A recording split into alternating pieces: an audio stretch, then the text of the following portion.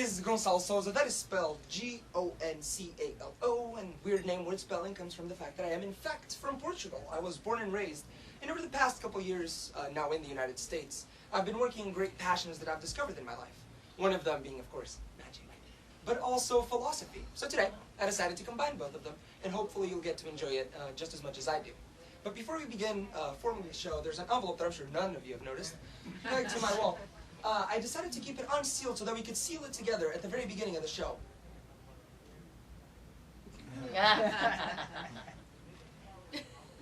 This envelope will remain sealed, pegged to the wall until the very, very end. And it is your job to make sure that I don't touch it until the very, very end of the show. With that out of the way, we are ready to begin, and we're going all the way back to what many call the beginning of philosophy. We'll take a trip back in time to ancient Greece. Now with me, I brought a packet of aces of spades, and I want you to take these aces and the great ideas and problems they posed back then. Now, day and night, day and night, they'd be working trying to solve some life toughest questions. Men like Plato or Aristotle, and many of them, they didn't indeed reach a positive conclusion. Now, something I'm sure all of you have experienced at one point or another. We're working through a problem, we're trying to get to a solution, and our minds hit a dead end. All of our thoughts spin 180 degrees, and even though we have all those aces, all those ideas, it's as if they vanished. Now, thought is unpredictable, so you never know when something will hit you, and you're right back at work, right back where you started. That unpredictability of thought does go both ways, unfortunately. So the second it comes back is the same second it goes away. But so many centuries in the future, throughout the ups and downs of these men's life, I'm certain they've had a lot more ups than they've had downs.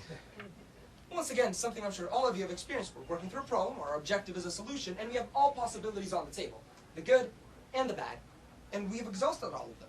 We tried everything, and there are still problems, there are still questions. Well, what then? It might look like all that work was in vain, and all of it went down the drain. No, but like in the cartoons, when they have an idea, it's a light bulb that pops up somewhere in there, but as a matter of fact, these other thoughts are just discarded or neglected. But ladies and gentlemen, let me point you to the real magic at work here. Not the sleight of hand or the cards. The fact that we are 3,000 years in the future. That's 3 millennia. It's another way of saying a really long time. And we're still talking about these men. They're still celebrated today. So to me, these men weren't merely successful in their lives and their studies. To me, these men have flourished in ways we have never seen before, and we might never get to see ever again. Then what about these thoughts that were discarded, neglected, or even thrown away? Well, if we put them together and let them work together, they might form something truly remarkable. Thank you. We'll be moving forward in time. We'll jump all the way from ancient Greece a couple of centuries ahead to the 10th, 11th century. We'll be talking about the Middle Ages, or a name that I do prefer for this time period, at least in this context, the Dark Ages, because dark is referring to the darkness of the mind. During this time, you wouldn't be able to think, to create, to revolutionize, because kings and queens were in power, and to stay on top, they would control everybody. So when you have a society like this, you want to see how it truly works, you'll break it apart. You'll soon realize the kings always come back to the top. So even if you split social classes and reassemble them in different ways, the kings always seem to come back to the top. So even if you take the bottom class of society and you stick it on top, and you take the top to the bottom, and the bottom on top, and top the bottom, and the bottom on top, and top the bottom, and the bottom on top, and top the bottom, and the bottom on top, and top the bottom, it doesn't matter what you do to this society, because the kings always seem to come back to the top. There has to come a point where enough's enough, and you decide to cut deep into this society, breaking all societal bonds, and as you do, you decide to shuffle them in ways they've never been shuffled ever before. And as you do, you decide to cut them. You might think that you've done it because there's no way the kings can come back from this one. But the kings are all powerful, as we've seen, and they always seem to find their way back to the top.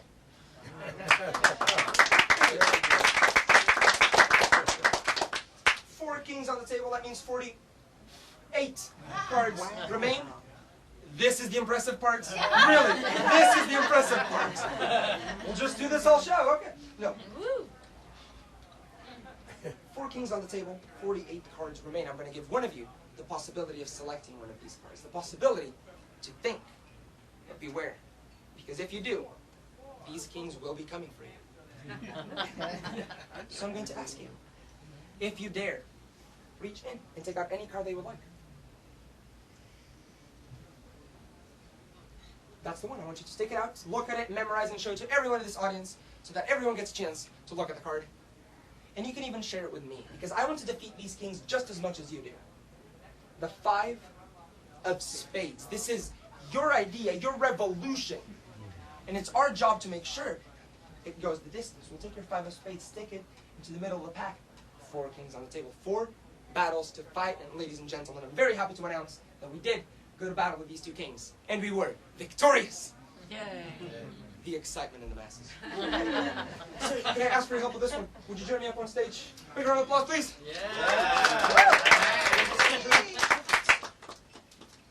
Sir, I'm going to ask you, could you hold both of your hands out flat in front of you? Because I'm going to give you these 2 kings, the king of spades and the king of clubs. Put them on the table. I'll ask you to put one hand on top. Put the other hand on top of that hand. This represents our victory, our conquering, our control. And I ask you to keep your hands steady over those 2 cards, because this will be our constant reminder that we've won. But unfortunately, I have to tell you the whole story. And when we went to battle with these 2 kings, they were stronger. They trapped us and took us down. Despite our best efforts, we gave it all that we could, I promise. But they found a way to get your idea in between them. They got their evil claws deep into your idea. We fought and we fought, but there was nothing we could do. That would be a terribly sad ending to this story. Tragedy. But there is something. We have this saying in Portugal that translates to hope is the last one to die. So let me ask you, do you hold on to hope? Yeah. And if you do, could you snap your fingers for me? And we might just see that even though the kings held your idea, they are left with nothing in between them. Now that would be our very happy ending. Your idea is free to travel the world and revolutionize it as we know it. They're still so excited. It would be a very happy ending, but we are talking about the Dark Ages. And darkness did reign over light most times. So even when we thought we had won, we had the kings beat, we took them down, we left them with nothing, we trapped them. Some would even say we had the kings in the palms of our hands. Even then, because you've been holding on to those 2 kings this entire time. You haven't let go. Beneath your hand you have 2 kings, you took control over them. But I believe they took control over us. Would you very slowly and carefully lift up both of your hands? Because underneath your hands, you have the kings. But in between the kings, they got something. And unfortunately, I believe we lost, as they got the 5 of spades. Big round of applause, please.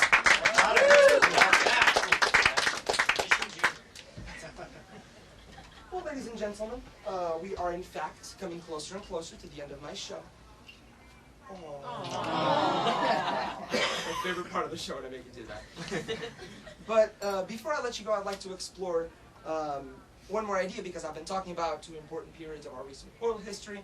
I talked about ancient Greece, the Dark Ages, but I haven't talked about what brought me into philosophy. Well, I'm fascinated with this idea of the universe at large, the big questions. How was the universe created? Was it created? And all these things led me then to study this subject. So I'd like to explore that idea of the universe a little bit. So I'm going to ask you, ma'am, what's your name? Tammy. Tammy, would you like to join me up on stage? A big round of applause for Tammy. You look so excited. No, It's yeah, great. thrilled. It's a pleasure to meet you. Thank you, you too. Tammy, you have a very, very important role here today. Okay, This deck, Tammy, is our universe. got it. You will be the Grand Master Controller of the universe. Woo. Are you ready for that power? Yes. Yes. So, Got it. Tammy, I'm going to give you a set of instructions that I'm going to ask you to follow. It's important that you do. But they're going to be very vague. But that's on purpose. That's on purpose. Because I want you to make your own decisions. Okay. That's the most important thing I'll say all day. Your decisions. feel free to enlist the help of our beautiful audience here today. You can do 50-50, phone a friend, it's up to you. But the last say should always be yours. Okay. We're going to start off very simply. I'm going to ask you to reach from the top of the deck. Lift up, packet of cards, 10 to 15 would be great. Lift it up, put it off to the side. Perfect. Let's count how many we have, and you can keep me honest here. We have 1, 2, 3, 4, 5, 6, 7, 8, 9 cards. No, that's perfect. That's perfect. It was your decision. But Tammy, later tonight, you'll be having your food, you'll be having dinner, you'll be thinking to yourself, that, man, such a good trick. But had I changed something and I picked up some more cards from the top of the deck, and this would have been totally different. So Timmy, if you'd like to, I'll let you take some more cards from the top of the deck and drop them right on top of your pack. It's up to you.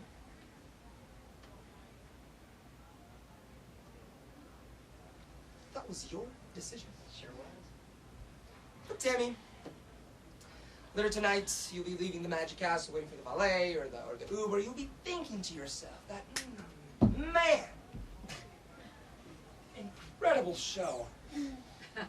But had I changed something and I picked up some cards from the top of my pack and put them back on top of the deck, this would have been totally different. So Tammy, if you'd like to, I'll let you take some cards from the top of your pack, put them back on top of the deck. It's up to you. No. Well, that was your My decision. choice. Yeah. But Tammy, and I'm sorry to tell you this, but I believe tonight won't be the best night of sleep you've had in a while. You'll be waking up really early. You're going to be really thirsty. You're going to walk to the kitchen. You're going to get a glass of water, lean against the fridge. You're going to take a little sip. And you'll be thinking to yourself that, man, that was one handsome magician. But that trick that it was so good, and he gave me one last chance. He told me for the last time I could change my pack, and if I wanted to, could have taken some cards from the top of the deck, put them on top of my pack, or some cards from the top of my pack, put them on top of the deck, or do nothing at all. It was my decision and my last chance. So Tammy, this is your last chance. Can I ask? Absolutely, absolutely. What should we do? Take something. Oh, a lot of choices. What do you think, Yvonne? I don't know. Make a decision. $1, Bob. Stay, take, go back. Stay. Stay. Stay. Uh-oh. Oh. What do I do now? Yeah. Is this your last say? Last say. Perfect. Well, then take the rest of the deck, and I'll show you all of these cards. All of these have been eliminated. We are throwing them out of the game. And we are then left with your pack. To make this a bit more interesting, I'm going to take your pack and split it into 2 smaller packets. As even as I can possibly go, I'll go right from the top, all the way through. And we are coming very, very close to your last decision. In a moment, I'm going to ask you to point to one of these piles. But it's very important that you know that whichever pack you choose is the one that we will use. By that I mean, the pack you point to will stay on the table. The other one, I'll pick it up, show you all of those cards, and put them into my pocket. I want to make that as clear as I possibly can. I'm not trying to play any tricks on you, Tammy. So Tammy, you can either point to the pack to your right or the wrong one. We'll take the wrong one. That's the one you'd like. Yes. But I'll stay true to my promise that it'll stay on the table. I'll take all of these cards and I'll show them to all of you. All of these have been eliminated. We are throwing them out of the game.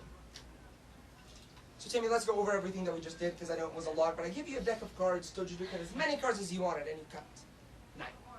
Yep. Told you could add as many as you wanted, which you did. Told you could take out as many as you wanted, but you didn't. Then I told you could do whatever you wanted to that pack, but you phoned the friend and it stayed. It stayed exactly as it was. Those were all your decisions. 1 card more, 1 card less could have changed the entire outcome of what we're doing here. Then I split that pack into 2, and you chose this one. Had you chosen the other pack, we would have gone a total different way. But you chose this one. And after all of your decisions, we have come down to the card right on top of your pack. Ladies and gentlemen, this is the end. Not in an anticlimactic sort of way, but I made you a promise that I would only touch that envelope at the end.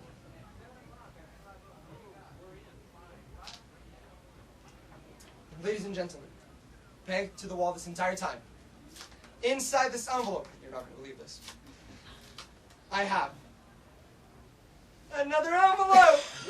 Woo! I'll take the pity laugh, but it's okay. But inside this envelope we have a card. That's what we've been building up to. Okay. 1 card inside one sealed envelope, pegged to my wall this whole time.